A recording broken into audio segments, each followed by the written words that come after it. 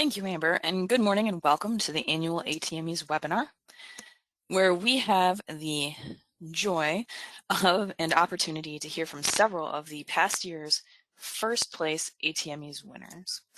Today we will be covering the first place content category winner, Digital Mint, the first place digital category winner, Cash Essentials, and the first place cash category winner, Paramount Management Group. Before we get started, I'd like to take the opportunity to give everybody a quick reminder of who and what the ATMIA International Marketing Forum is. We are a group put together to promote communication between marketing professionals, educate members on advances in marketing technology and techniques, and provide the industry with the information they need to more effectively promote their company cash and the ATM industry.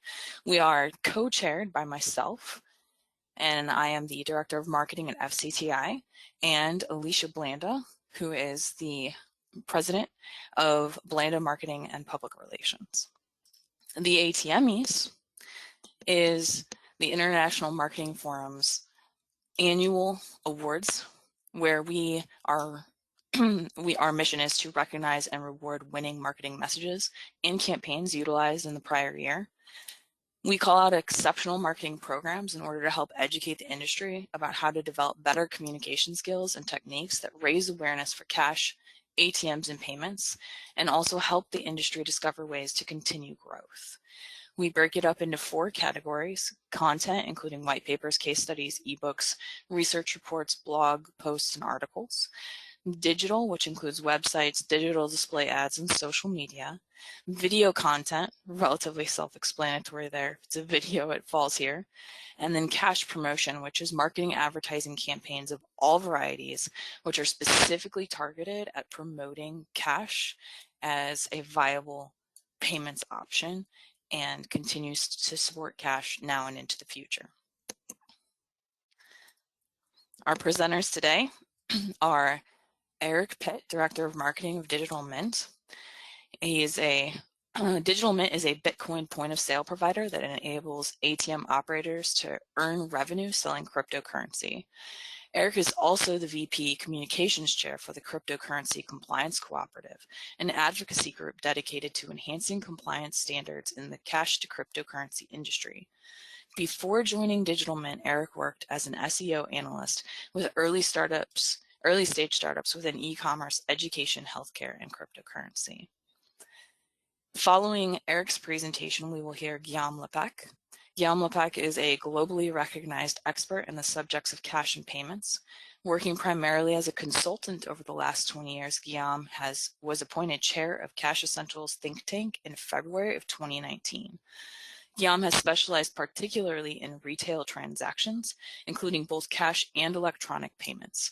He has spent the last 20 years advising financial institutions throughout Europe on their financial integration, such as the Euro cash changeover, the migration to EMV cards, and the implementation of the banknote recycling framework. Mr. Lepec is also a published author who has written a number of publications and reports detailing the role of cash in society and the means by which it flows across the economy, including The Future of Cash, an Asian Perspective, Cash Essentials Beyond Payments, The Future of Cash, The Future of Smart Payments, and Managing the Changeover to the Euro. Following Guillaume's presentation, we will hear from Maya Fuentes, the Senior Vice President, Sales and Marketing for Paramount Management Group. Maya has over 15 years executive level sales and operations experience in the payments industry. She has held strategic management roles in acquisition, national accounts, business development, and vault cash management with some of the top tier ISO and equipment manufacturers. She also has served as a consultant for various national payments providers and specializes in M&A strategic business development. In her spare time, she serves as a board member and volunteers with many municipal and nonprofit organizations for disadvantaged women and children. And now, without further ado, I will hand off to Eric Pitt.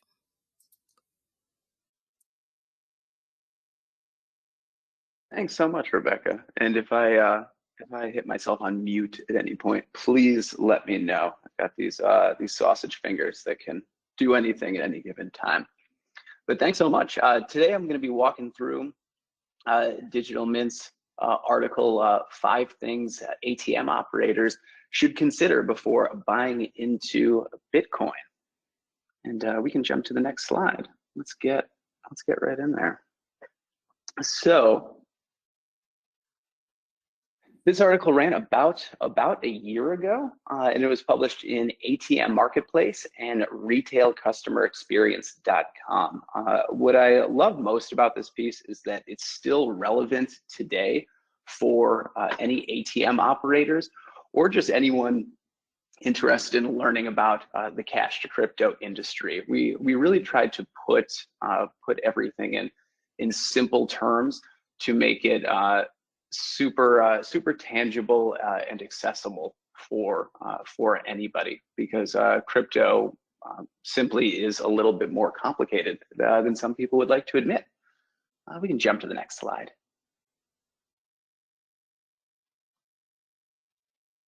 So our major goal for this piece was education. Like I said, putting things in plain English so that people could understand what was going on in this industry, and also go beyond what most people are discussing as just the potential revenue earnings. We wanted to get into some of the potential risks and liabilities involved with Bitcoin and hosting kiosks, how to navigate these pitfalls and risks, and then also get Digital Mint in there and why we are the best fit for ATM operators in this new emerging industry. We're dealing with an extremely young industry. A lot of people will refer to crypto and crypto ATMs as the Wild West with very low barriers of entry. So our goal was to educate all operators on how to navigate this new space. And we can jump to the next slide.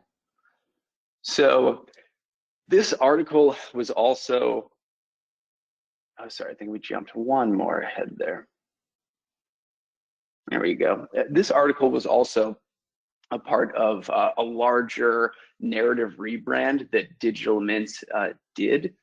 In the earlier years of Bitcoin ATMs, just a lot about that value add was always about the revenue. So it's going to be quick, easy money. We're going to put a kiosk in the ground and the revenue is going to come pouring in.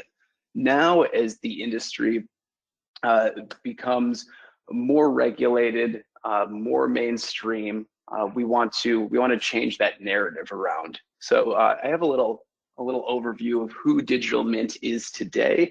And I'm not going to read through everything, but I did highlight just a few keywords about what we're about and we'd like this industry to be about.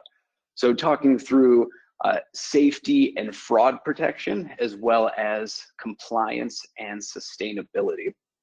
So compliance has become a big buzzword in the Bitcoin ATM industry. And we wanted to get more into what compliance really means and why it is so important. And the way that we like to ladder up compliance is compliance leads to happy and safe customers through fraud protection and blocking illicit activity. And that leads to sustainability and repeat transactions, and in turn, long-term revenue earnings. So this isn't entirely altruistic. We are going to all be successful, making money, having strong, long-lasting kiosks in the end if we are protecting customers at the same time. So this is a win-win here. So I'm going to walk through some of the educational goals that I mentioned earlier that were a part of our rebrand and our article as well. So we can jump to the next slide. So that first point that I mentioned, what are the potential risks and liabilities involved with selling Bitcoin? And we can jump to the next slide. So these are some. I'm just going to go through some of the sad realities of what this industry does look like, and some of the things that come along with it right now. Plain and simple, customers are losing money. Scammers and fraudulent actors take notice of ATMs with low know your customer standards and allow anonymous transactions. And these locations can become hotspots and targets for criminal activity. So Bitcoin ATMs lacking compliance are an ideal money laundering vehicle for fraudulent actors. And customers are not the only people being affected by these ATMs either. We can jump to the next slide. So operators are also facing consequences as well due to poor compliance procedures. So not only legal action, but just the reputation of operators. So if I host an ATM at a given business and it's a hotspot for fraudulent activity, please break it up, shut it down. Now that location is associated with this fraudulent activity. So even if there isn't legal action, there's still a negative reputation attached to that location now. So that's your business, that's your operation, and so on. So all of those issues cascade from there. We can jump to the next slide.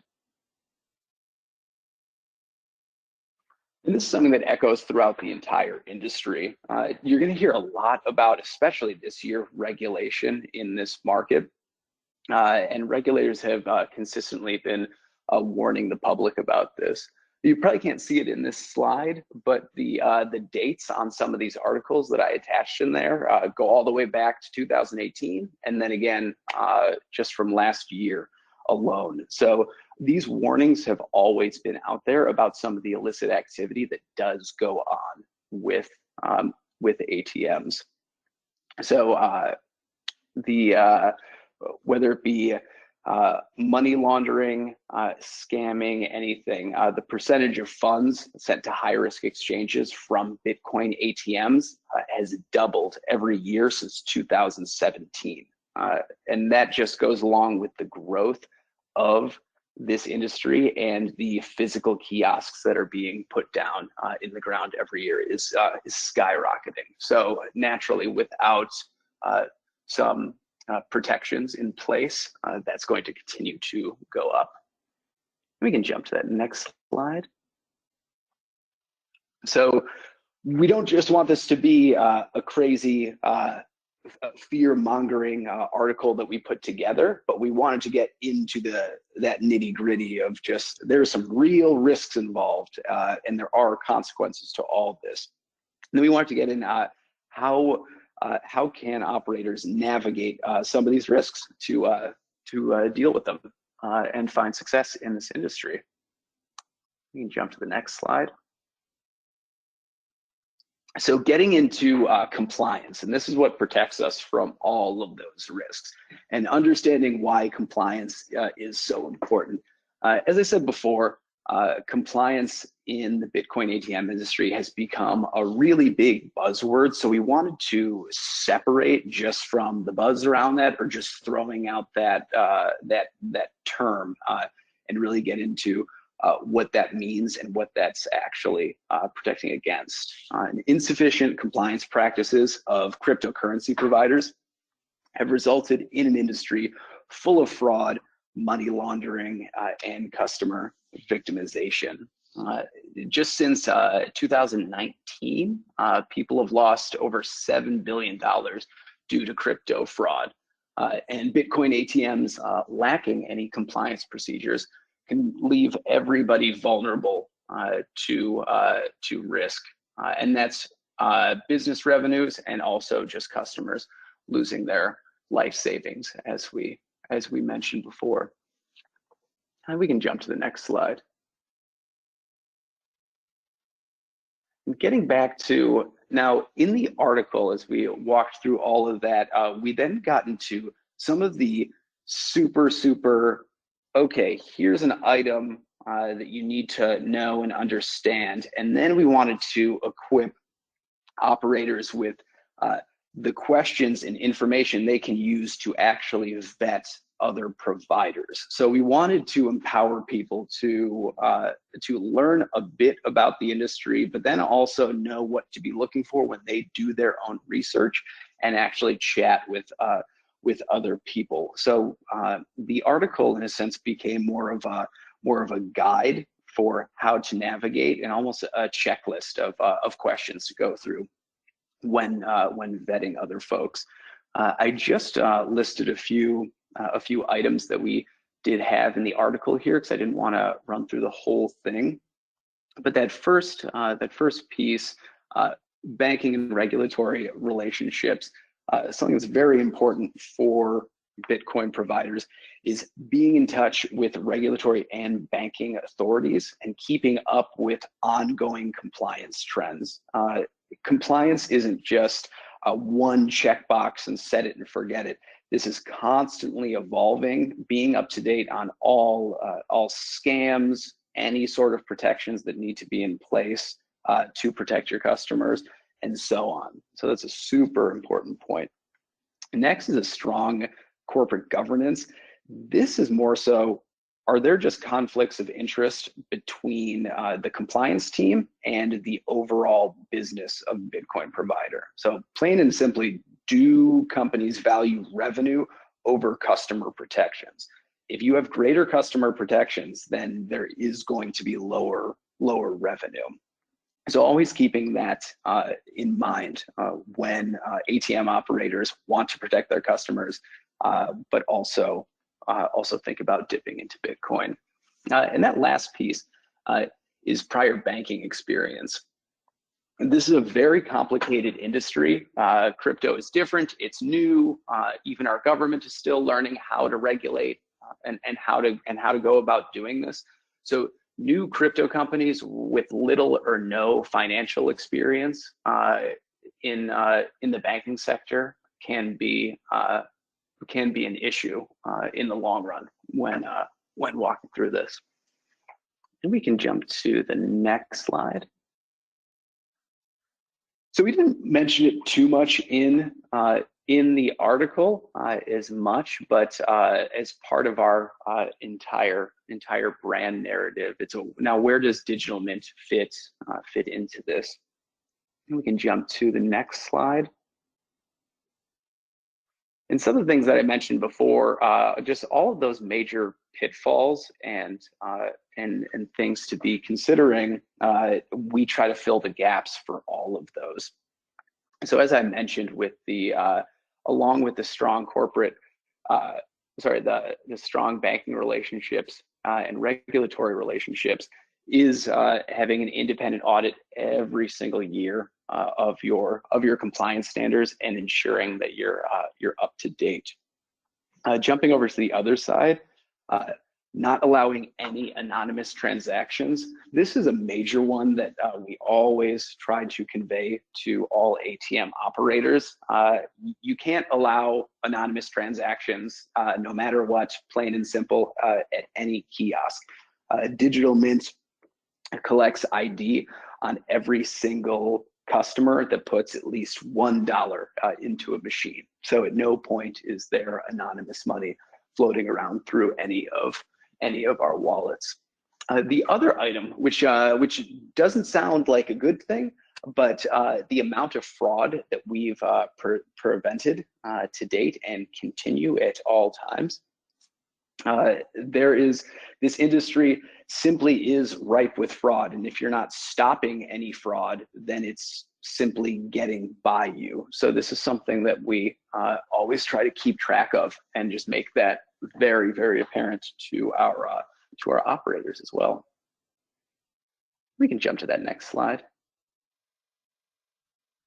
So this is just a little bit more of what we do from a banking compliance standpoint. And it's not so much just tooting the Digital Mint horn, but also just what people should be looking for when looking at other operators too. So as I mentioned, not allowing any sort of anonymous transactions. Also, how are are other providers able to freeze any suspicious transactions or vet transactions as they're coming in? And lastly, what occurs when any sort of fraud does happen? Are suspicious wallets being flagged? Are the proper authorities being notified? And is there any other further action being taken to prevent that in the future? We can jump to the next slide. And so I just put some links up here for everybody for those overall next steps. If you haven't checked out our article, please, I included a link in here. It's a quick read, but very informational, just getting a nice taste on what operators are seeing in this space right now and what people should be looking out for. I also included a link to the cryptocurrency compliance cooperative, which is the advocacy group that I work with that is working towards building better compliance standards in this space. So protecting our businesses and our customers and just creating a more legitimate industry as a whole. And lastly here, Digital Mint's going to be in Orlando next month. So please stop on by, what is the number? Is that booth 517? I'd love to chat with anybody next month. We can go to that next slide. And here's some of my contact information. If anybody has any questions in the future, I'm happy to chat anytime. But now I'm going to pass it off to Guillaume so he can walk through his presentation as well.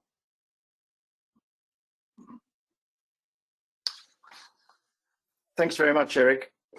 It's a pleasure to join this exciting webinar, and a very warm thank you to ATMmy and the entire team for the organization of these awards. So it's always an honor to see our work recognized, but I also think this provides an invaluable opportunity to share best practices on the increasingly important topic of marketing cash and the cash ecosystem. A couple of words on Cash Essentials. We are a young and small not-for-profit organization. Essentially, we're a think tank and aim to offer a platform for discussion and debate on cash, payments, and monetary ecosystems. We have a website, a blog, a newsletter, publish research, white papers and reports, and organize various webinars and conferences. Can we go to the next slide, please?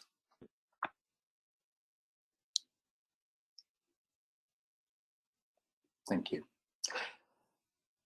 One of possibly the most important evolutions I've seen in the 20+ years since I've been in this industry is that payments have evolved from a security, logistics, and process-driven industry to a mass market consumer product.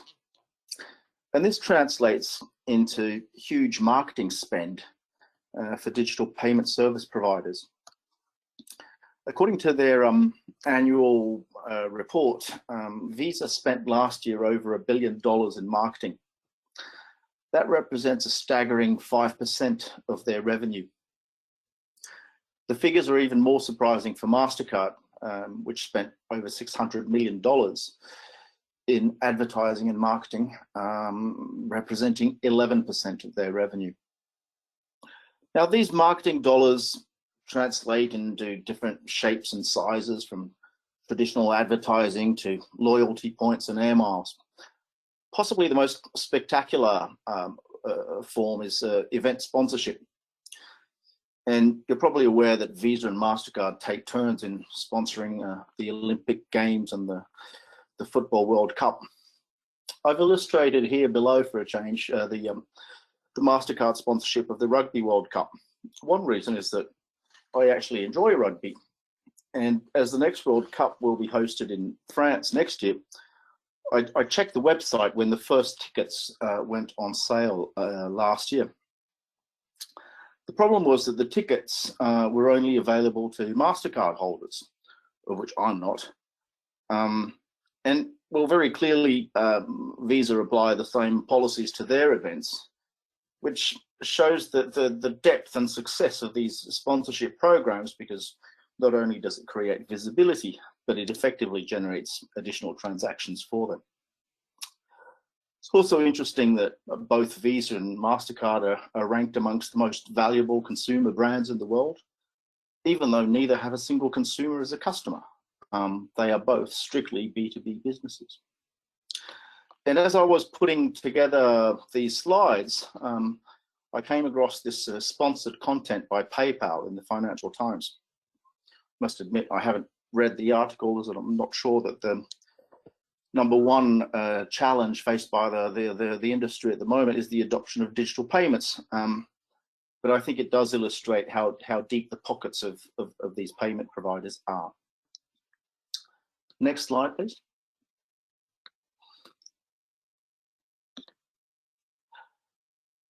So the COVID-19 pandemic has also aggravated the war on cash under the combined effects of two trends. The first is known as the cash paradox, namely the decline in cash usage as a payment instrument, accompanied by a surge in cash demand as a store of value. And clearly, the pandemic has had a brutal impact on retail payments, with the shutdown of entire economic sectors, from travel to cultural events, restaurants, bars, etc., combined with lockdown policies around the globe, all of which have led to a sharp reduction in transaction volumes, both cash and digital. But at the same time, precautionary demand for cash has grown, as is typical in times of uncertainty. But in the case of the pandemic, the use of cash as a store of value has reached record growth rates. 75% of the world's currencies saw double-digit growth during the 2 years of the pandemic.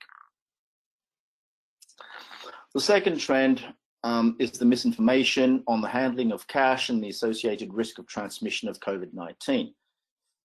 We've all seen media which have often been misreporting and in many cases scaremongering on the issue, which all started with an initial article in the Telegraph in March 2020, quoting an unnamed World Health Organization representative saying that banknotes could contribute to spread the virus. The statement was denied by the World Health Organizations and disputed by numerous central banks, as well as other other scientific bodies. But obviously that was too late, and the rumor had already started spreading. These trends have led to a number of commercial, but also more worrying government campaigns to facilitate and promote digital payments, but also to avoid cash. And I've illustrated this with a screenshot from what was called the Italia cashless campaign, which offered tax rebates as well as a lottery mechanism for shoppers who opted for digital payments. The previous Italian government had budgeted almost $5 billion for this campaign.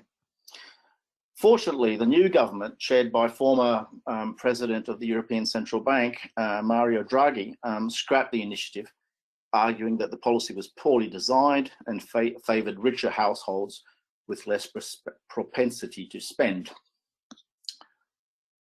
Next slide, please. So we're seeing a lot of marketing in digital payments, and there's pretty good reason behind that. Payments are a big business. According to McKinsey, global payment revenue reached $2 trillion in 2019. That's more than twice the size of the airline industry and represents roughly 2.2% of global GDP. That means that if payments were a country, they would rank 9th in terms of GDP, just behind Italy and ahead of Brazil and Canada. And we see an increasing number of stakeholders vying to capture a share of this huge and increasing market. So traditional providers of money, central banks and commercial banks, are now increasingly being challenged by fintechs, big techs, various forms of crypto and stablecoin. This raises the question as to whether cash is prepared and equipped to join the race. Next slide, please. But also, can we do so without more marketing and communication? And this raises a series of questions of who, what, how do we communicate? One key question here is the role of central banks, who, after all, are the issuers of cash. Now, we often hear that central banks are neutral in respect to payment instrument, but neutrality is not indifference, and central banks have a duty to ensure the smooth supply of cash. I personally think we are starting to see a shift in the perception of central banks. The screenshot on the right is taken from the European Central Bank's website. And as you can see, there's a page highlighting the benefits of cash. Quite surprisingly, this page was added to the website in December 2020. That's 18 years after the introduction of the euro. So I think it's still early days and maybe early signals, but I do believe we're starting to see that shift. Next slide, please.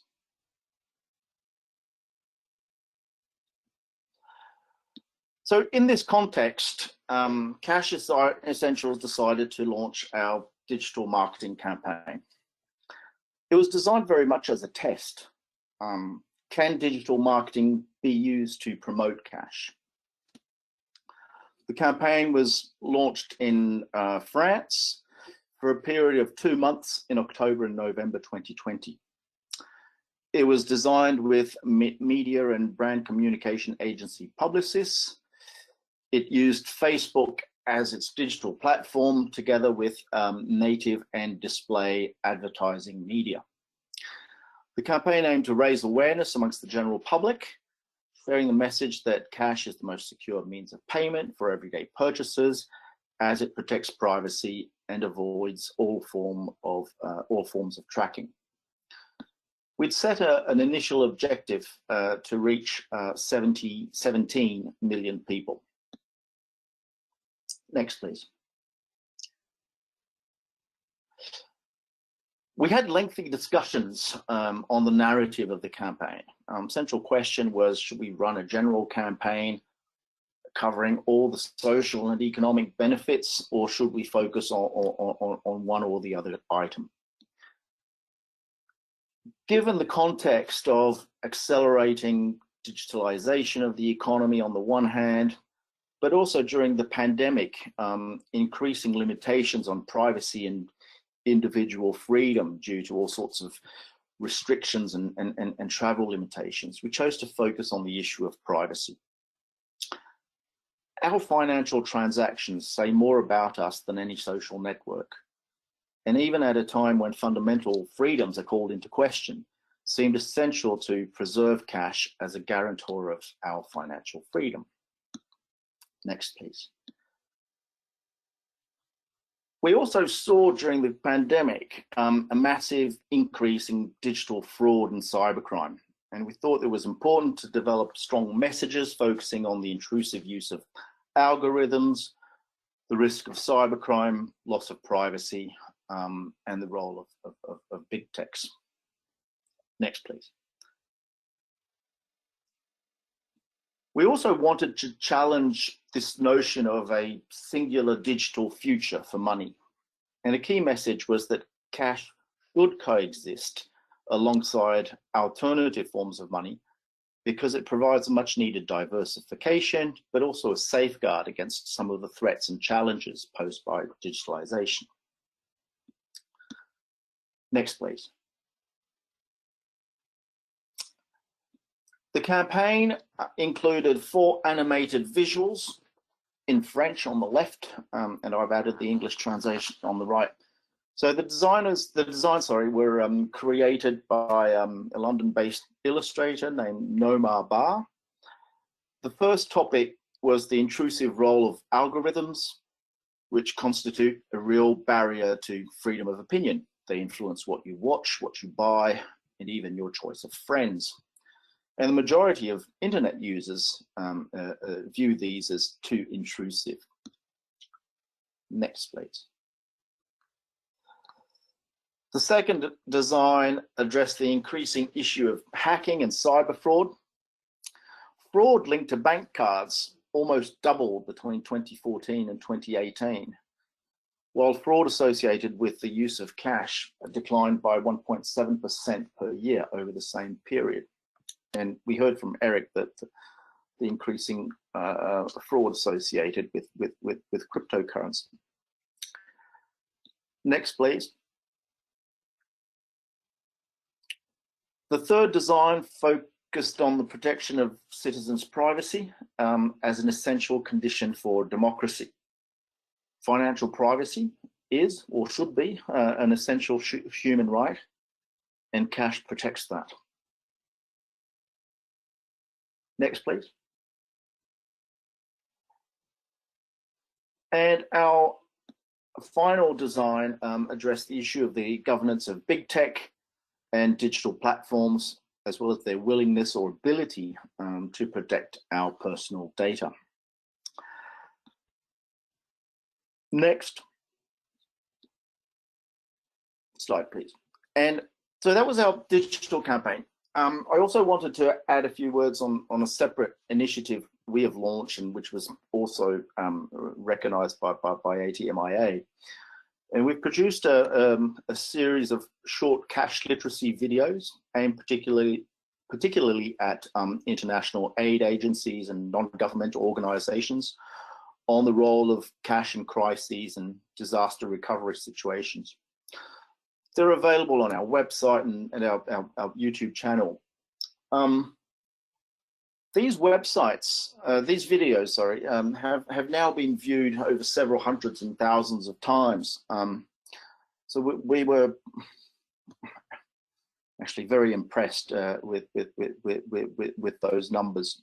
The videos are free to access, share, and post. Please feel free to have a look. So what have we learned from this? Next slide, please.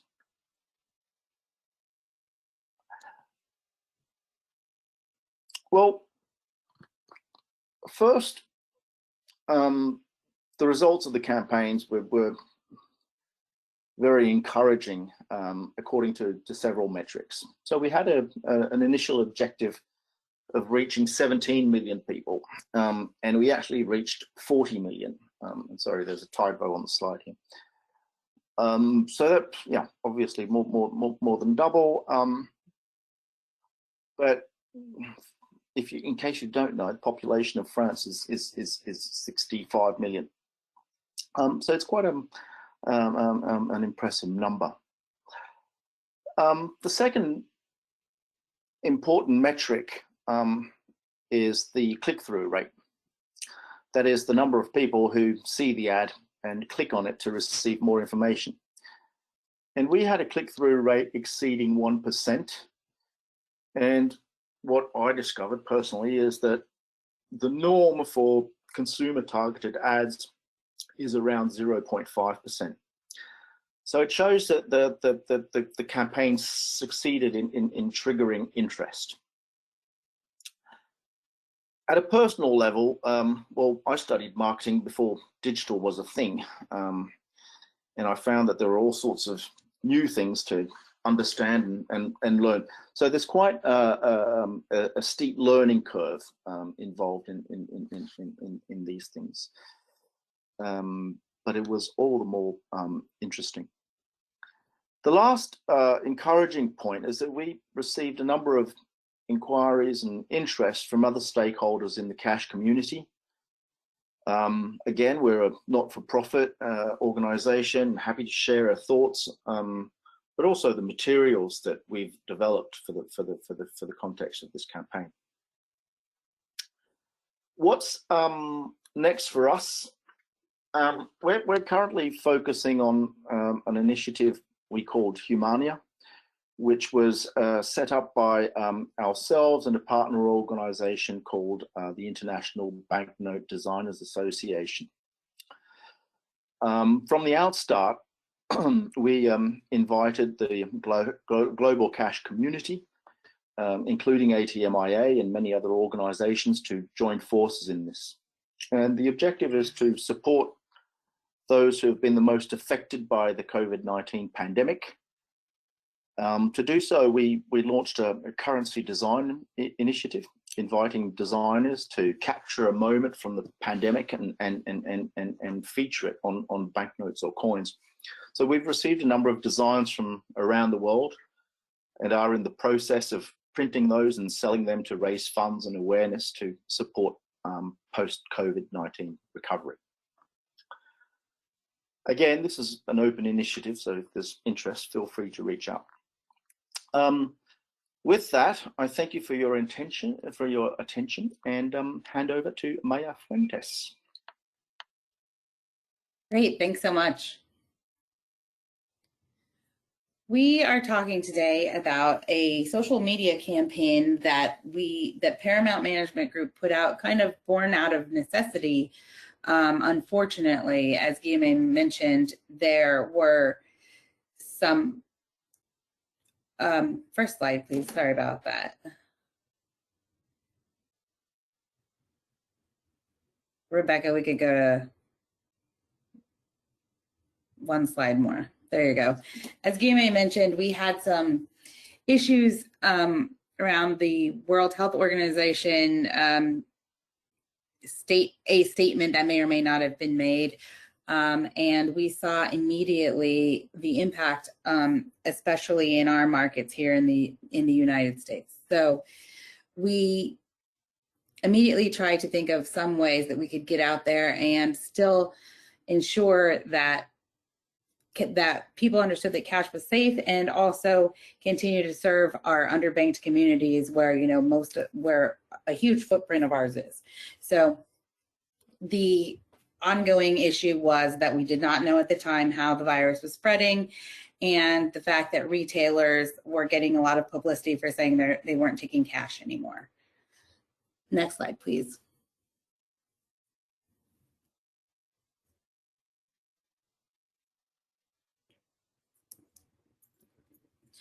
So basically, although the statement had been backtracked, there were countless media outlets kind of publicizing this, and consumers started to become exceptionally wary of cash.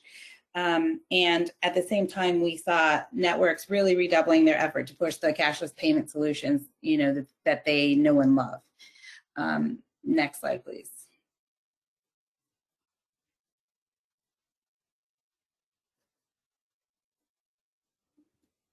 So what we decided to do was try to educate the public through Twitter, Facebook, Instagram, and our websites on the fact that cash is safe. And what we did is gather a bunch of kind of fact-based reports. They came out everywhere after that, the unfortunate WHO scenario. And so we were able to gather a lot of fact-based information, and our goal was just to get the word out as much as possible. Next slide, please.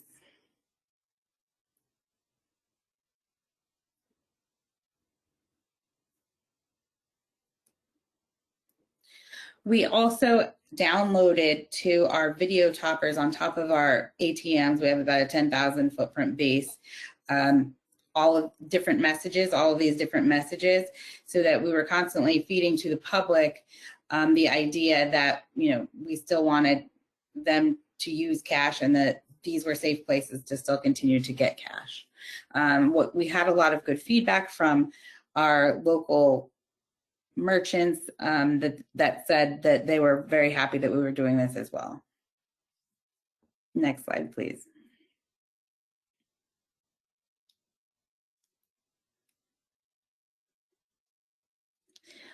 As we all know, as the pandemic progressed, the cash in circulation definitely increased, and certainly in our footprints, we saw that really doubling down. So at the same time as our social media campaigns were going out, we put out a couple of YouTube videos showing that we were micro-banning our equipment, as well as making sure to continue to push this in any kind of realm that we could. And we even got picked up by some local networks here in the Northeast area. And I think, you know, again, we got a lot of feedback from merchants, large and small, that they were very appreciative of what we were trying to do here. Next slide.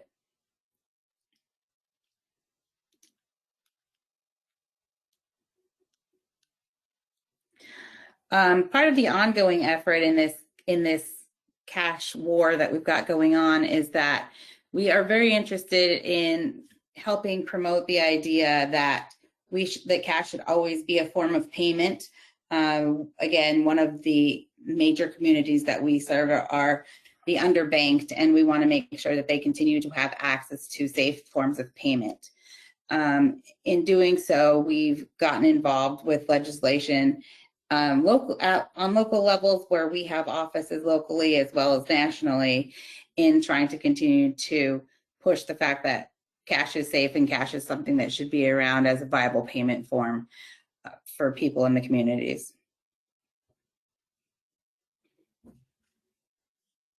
Next slide.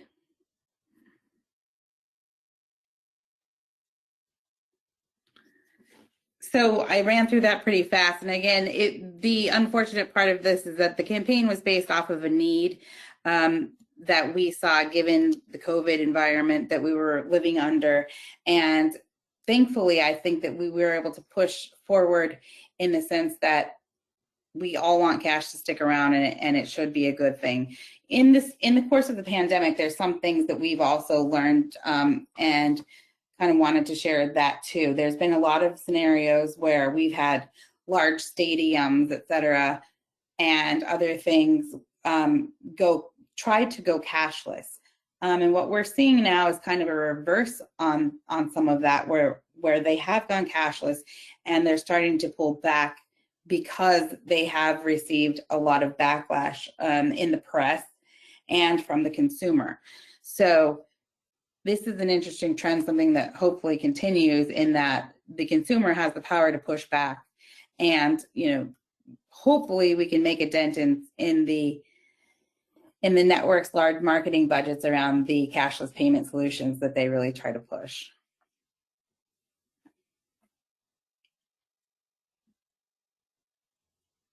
Thanks for your time today, and we really appreciate ATMmy and the team for organizing this event. I'll hand it off to Alicia for any questions now. Yep. Hi, everybody. I do have a couple of questions, and while we're first off, let me just say that if you have a question and you wanna send it in, on the right-hand side of the dashboard, you should see a chat. Go ahead and feel free to type in your questions as we go. So while we're on this subject of cash, that was an awesome campaign that was run in France. Can this be replicated in other countries?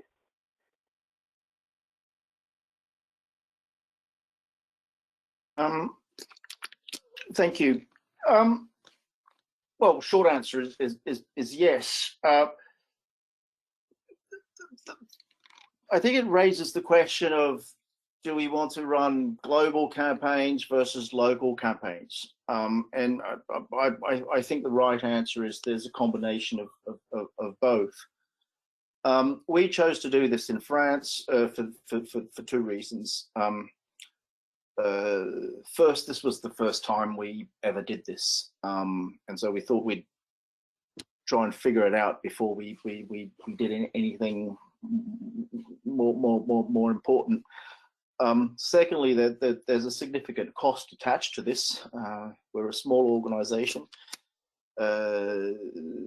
We aim to do this more as a test than as an actual game changer. We chose to focus on the issue of privacy, which I think is not only of concern in France. I think it's pretty much a global issue. You will probably argue that there are some countries which have different perceptions of privacy. Yes, fair enough. But yeah, I think there's a number of countries where the the campaign could be pretty much replicated. Now, you might want to add local flavor in terms of language and perhaps and even might need to adapt the visuals. But yes, overall, I think it could be adapted for a global campaign.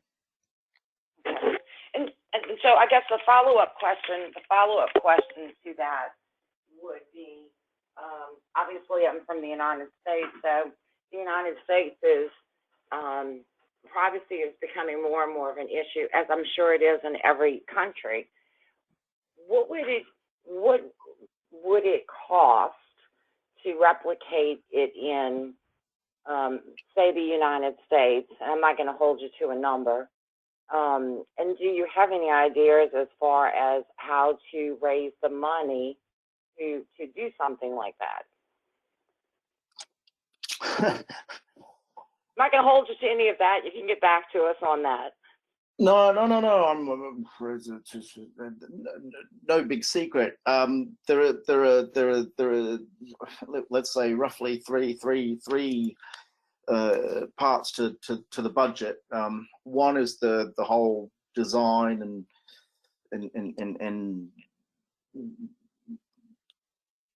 designing of the campaign, including the graphic design, but also the content and so forth. Two is purchasing advertising space on various media, and then three is a project management. Roughly, we spent a couple of €100,000 on the entire campaign.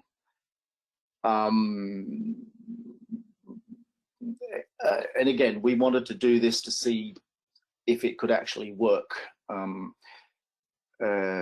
So that's the budget we had.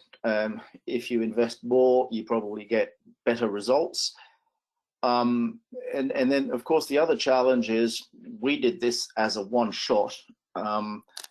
I suppose if we want to have a real long-term impact, it's something that needs to be replicated. We are a not-for-profit member-based organization, so our members funded the campaign. And again, what we've said is that if people want to, if organizations wish to discuss or use the material that we developed, yes, there are some IP issues that we'd need to discuss, but we're more than open to share that. Okay. I think we'll probably follow up with you.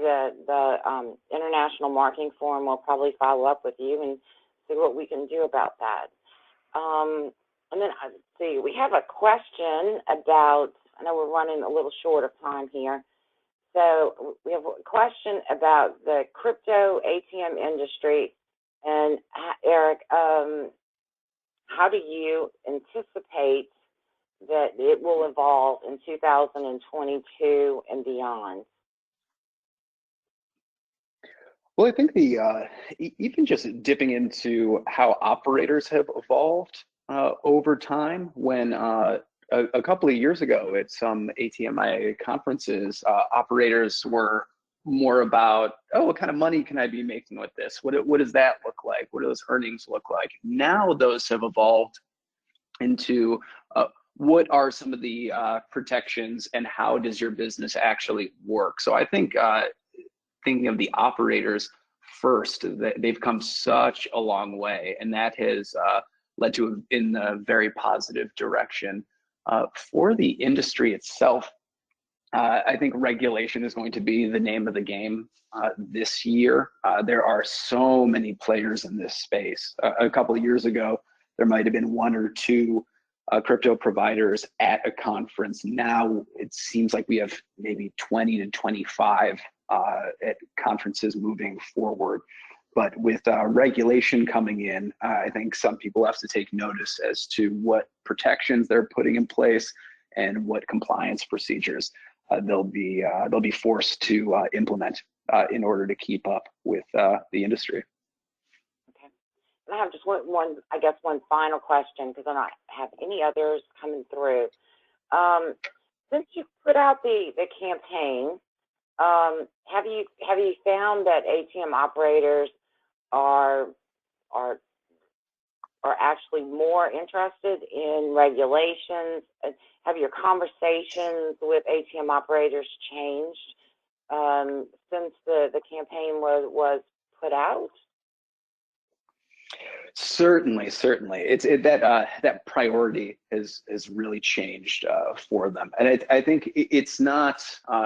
I think people are looking for compliance and they want that regulation because there is a real understanding that legitimacy and sustainability is what's going to lead to long-term earnings in this space.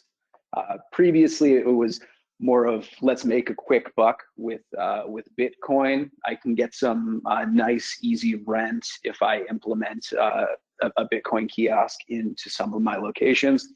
But now it's, hey, wait a minute, there's real customers that come here, they're protected, these earnings can continue and grow over time. So that's very, very positive in the direction that those conversations have gone. And what about the retailers that are actually putting these in their businesses? Do you find that they're still just looking for that payday, or are they more interested in the doing things the right way, the regulations, and so on? I can see things, it's really gone both ways. It's moving in the right direction. The way that I like to think sometimes is almost like like having insurance. Nobody wants to pay for healthcare insurance every month. It's a big suck. It's frustrating. I lose money because of it. But once I do get hurt, then I'm so thankful that I have all of these protections in place that have me covered. So I think even retailers are getting around to that because they are seeing some of the consequences that certain businesses and providers are facing when things hit the fan and there's some real fraud and scams going on in these spaces. Okay, I think that answers that question. Since we have no additional questions, I just want to reiterate and thank everyone for joining us today. I want to thank the presenters for taking time out of your busy schedules. And I do want to let you know that obviously we will be presenting the awards for this next year at ATMmy. They will be done in the opening session. I believe that's Tuesday. Is that correct, Amber? I believe it's Tuesday at the opening session. Mike Lee will present those awards.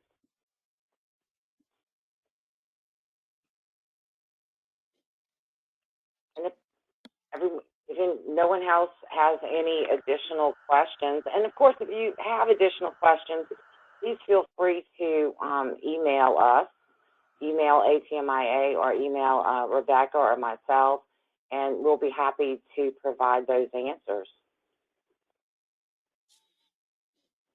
Thanks so much, everyone.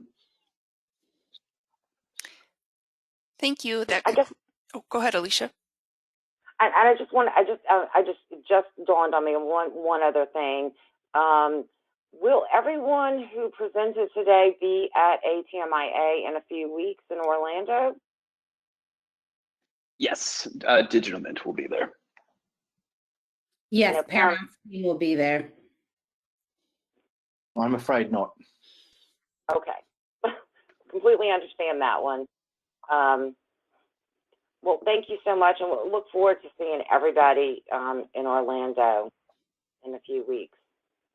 Back to you, Amber. All right, thank you. And thank you again to our speakers. That concludes our webinar. Have a great day.